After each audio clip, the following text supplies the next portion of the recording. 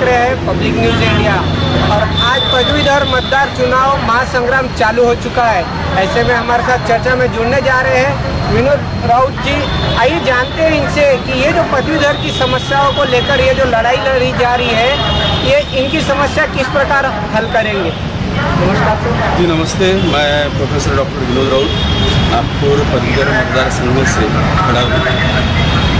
एक तरफ दोनों बड़े राजकीय पक्ष के उम्मीदवार खड़े हैं, दूसरी तरफ मेरे जैसा सर्वसामान्य पदवीधरों का नेतृत्व करने वाला इंसान जिसे पूरी तरह पदवीधरों की समस्याओं का ज्ञान है, क्योंकि मैं खुद प्रोफेसर हूँ, मैं टीचिंग करता हूँ, पिछले 18 सालों से टीचिंग कर रहा हूँ, इसलिए वो सारी समस्याओं का ज्ञान मुझे है, इसलिए मैं ये चुनाव क्षेत्र में उतरा हूँ। सर, सभी मतदानकर्ता बोल रहे हैं कि हम पदवीधर की समस्या हल करेंगे, लेकिन यही समस्या है पहले से काफ़ी से चलते आ रही है, उसका मुद्दा अभी तक किसी ने उठाया ही नहीं है। जी बिल्कुल।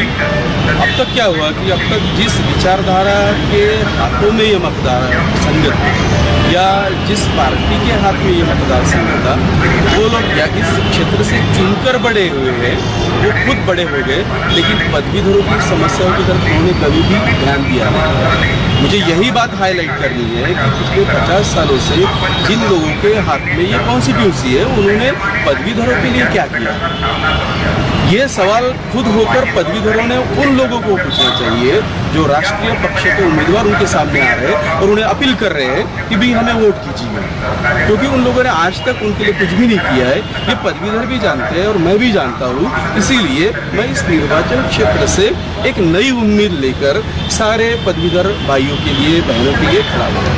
सर, आप एक शिक्षक भी है और आपके साथ स्टूडेंट पावर भी है, तो क्या एक नई दिशा आप दे पाएंगे इस मतदान के चलते।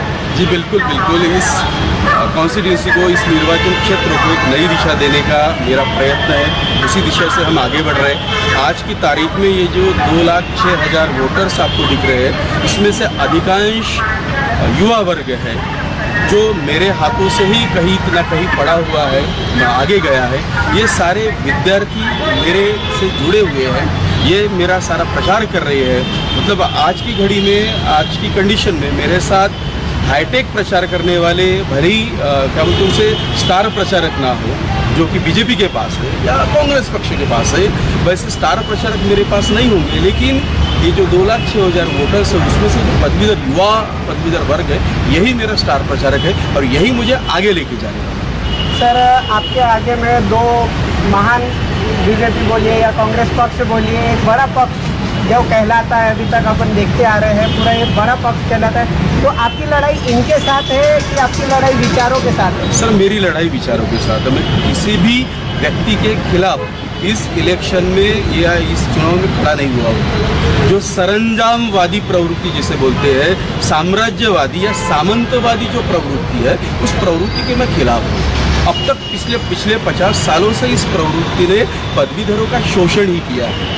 इसलिए एक तरफ बड़े बड़े राजकीय पक्ष के जो उम्मीदवार हैं, उन उम्मीदवारों से मेरा कहना है कि आप सही में पदवीधरों को न्याय दे पाओगे क्या।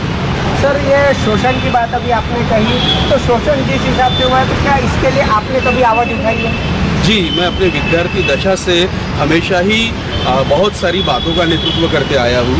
मैं यानी जब से मैं BA फर्स्ट ईयर में था, जो भी मेरी उस वक्त की करियर की शुरुआत है, मैं उस वक्त हमेशा अलग अलग संगठनों के साथ में रहा हूँ, जुड़ा हूँ, बहुत सारी बातों में मैंने हिस्सा लिया है, इसलिए मुझे ये सारी समस्याएं पता है और यही लेके मुझे आगे बढ़ना है। सर, कहा जाता है कि क्या कभी आपको ऊपर से भी दबाव आया है नामांकन हटाने के लिए।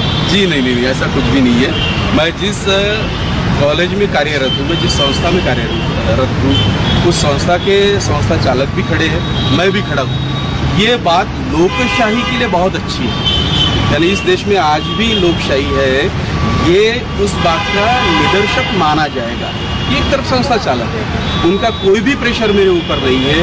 उन्होंने बल्कि मेरा स्वागत किया है कि एक अच्छा प्रोफेसर इस लाइन में आ रहा है जिसे सारी समस्या का ज्ञान है, इसलिए उन्होंने भी मुझे सपोर्ट दिया है। उनकी शुभकामनाएं मेरे साथ में। तो ये जो मीडिया में जो बातें चल रही होगी इस प्रकार की कि भी मेरे ऊपर कोई प्रेशर है, तो सभी से निवेदन या अनुरोध करना चाहता हूँ, मेरे ऊपर इस टाइप का कोई भी प्रेशर नहीं है। ये लोकतंत्र है। सर, आपकी क्या योजनाएं रहेगी? जी, मेरी बहुत सारी योजनाएं हैं कि जैसे कि एक पहले एम्प्लॉयमेंट एक्सचेंज सेल हुआ करता था, जो पिछले कई सालों से बंद पड़ा हुआ है, वो फिर से शुरू कर जो बेरोजगार पदवीधर है उनका एक डेटा कलेक्ट किया जाए, उस माध्यम से वो डेटा सरकार के पास पहुंच जाए और उनके लिए हम सरकारी स्तर पे या निम सरकारी स्तर पे या प्राइवेट स्तर पर और क्या कर सकते हैं उन बच्चों की भलाई के लिए, उनको रोजगार देने के लिए। इस दिशा में मेरा प्रयत्न हमेशा रहेगा।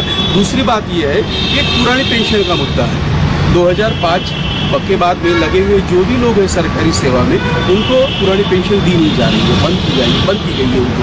अगर पेंशन ही नहीं मिली सेवा समाप्त होने के बाद में, तो वो लोग क्या खाएंगे, क्या पिएंगे? ये बहुत एक चिंताजनक बात है कि 5 साल में चुनाव जीतकर आगे जाने वाला इंसान जो प्रतिनिधि रहता है, लोक प्रतिनिधि, उसको 5 साल के बाद में लाइफ लॉन्ग पेंशन चालू हो जाती है और जो 60 साल तक सरकारी सेवाओं का या सरकारी के कार्य का वहन करता है, उसकी पेंशन के बारे में कोई भी सोच नहीं रहा है। ये समस्या मुझे मालूम है, इसलिए मैं सभी मेरे भाइयों बहनों को आश्वस्त कर रहा हूँ कि अगर आप मुझे एक चांस देते, एक संधि मुझे देते हैं, तो पुरानी पेंशन फिर से लागू हो जाए, इसके लिए मैं काफ़ी मेहनत करूँ। तो ये थे हमारे साथ में प्रोफेसर विनोद राउत जी, जो एक नई दिशा के साथ में विचारों की लड़ाई लड़ रहे हैं। ऐसे ही हम हर एक सच बताते रहेंगे, हर एक खबर दिखाते रहेंगे। तब तक देखते रहिए पब्लिक न्यूज़ इंडिया।